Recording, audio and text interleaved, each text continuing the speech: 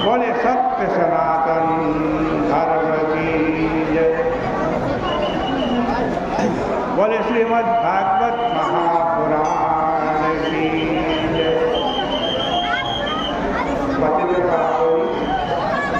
कलिमल हारिणी मोक्षदायी मंगल कारिणी माँ गंगा मैया का ये पवित्रतम तीर्थ हर की पौड़ी ब्रह्मकुंड है। श्रीमद् भागवत जी की निरंतर चर्चा चल रही है। हम श्रीमद् भागवत जी के दशम स्कंद के 57वें अध्याय पर पहुँचे हैं। श्री सुखदेव जी महाराज कहते हैं कि परीक्षित, जब भगवान श्री कृष्ण ने सुना कि लाक्षागृह को आग लगी, उस आग में कुंती, पांडव सब जल करके मर गए हैं, तब यह जानते हुए भी कि इस अफवाह में कोई सच्चाई नहीं है, वे बलराम जी के साथ उस समय कुल परंपरा का पालन करने के लिए हस्तिनापुर गए और वहाँ भीष्म आदि कौरवाधिपतियों के साथ संवेदना प्रकट करते हुए कहा कि हाय हाय, यह तो बड़ी दुख की बात है। ज्ञातार्थो विगोविंदो कर्ण्य पांडवा कुंती च कुल्यकर्णे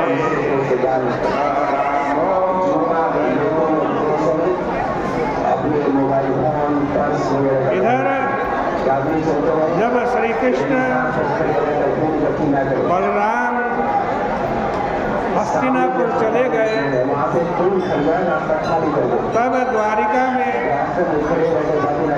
अक्रूर और कृतवर्मा को गड़बड़ करने का मौका मिल गया। वे दोनों शतधन्वा के पास गए और बोले कि तुम यह मणि सत्यजित से छीन क्यों नहीं लेते? सत्यजित ने अपनी कन्या हमको देने के लिए कहा था, लेकिन नहीं दिया। शतधन्वा अक्रूर और कृतवर्मा के बहकावे में आ गया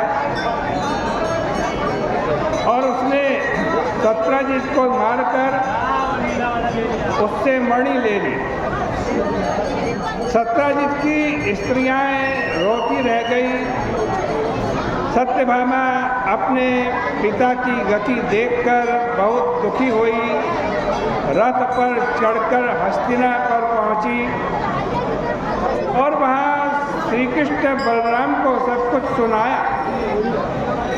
अब तो राम कृष्ण द्वारिका लौटे और मणिहरण करके शतधन्वा को सबक सिखाने का निश्चय किया। शतधन्वा को जब रामकृष्ण की योजना का पता चला, तब वह कृतवर्मा के पास गया और बोला कि भाई मैं संकट में हूँ, मेरी मदद करो। लेकिन कृतवर्मा ने टकासा जवाब देते हुए कहा कि बाबा, मैंने तुमको हाथ जोड़ा, भला इतने बलवान शत्रु के सामने मैं तुम्हारी सहायता कैसे करूँगा? उनसे विरोध मोल लेना मेरे बस की बात नहीं। वे तो साक्षात भगवान हैं। इसके बाद जब शतधर्मा अक्रूर के पास गया तब उन्होंने भी यही उत्तर दिया। अब तो शतधर्मा ने उस मणि को अक्रूर के पास फेंक दिया और वह घोड़े पर सवार होकर के भाग निकला। बलराम कृष्ण ने उनका पीछा किया। मिथिला में प्रवेश करते हुए पहुँचते पहुँचते शतधर्मा का घोड़ा गिर गया। उसको छोड़कर वह पैदल भागा। श्री कृष्ण ने भी रथ पर तो बलराम जी को छोड़ दिया और स्वयं रोज करके उसके पीछे पैदल दौड़े। अंत में उन्होंने अपने चक्र से शतधर्मा का सिर काट दिया, लेकिन मणि उसके पास नहीं मिली। श्री कृष्ण बलराम जी के पास आए और बोले कि मैंने तो शतधर्मा को यूं ही मार दिया, उसके पास मणि तो है नहीं। बलराम जी ने कहा कि कहीं छिपाकर रख दिया होगा। चलो, हम लोगों को मणि का क्या प्रयोजन, तुम द्वारिका लौटो और मैं कुछ दिन तक अपने मित्र मिथिला नरेश के पास रहूँगा। इसके बाद श्री कृष्ण द्वारिका गए और बलराम जी जनक के पास चले गए। राजा जनक ने उनका बड़ा स्वागत सत्कार किया। दुर्योधन को बलराम जी ने मिथिला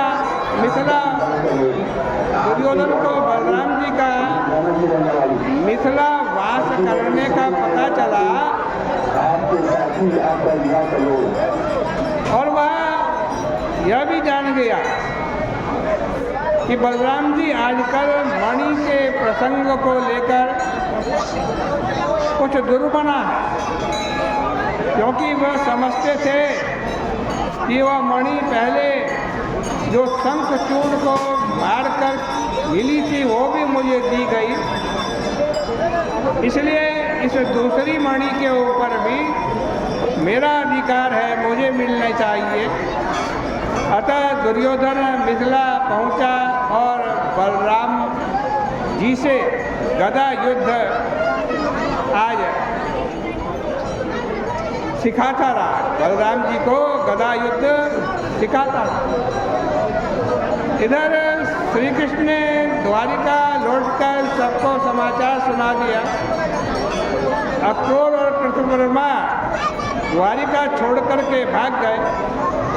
लोग कहते हैं कि अक्रूर के जाने के बाद द्वारिका में बड़े बड़े उत्पात हुए, परंतु यह बात बिल्कुल गलत है। जहाँ साक्षात भगवान का निवास हो वहाँ कहीं उत्पात हो सकता है।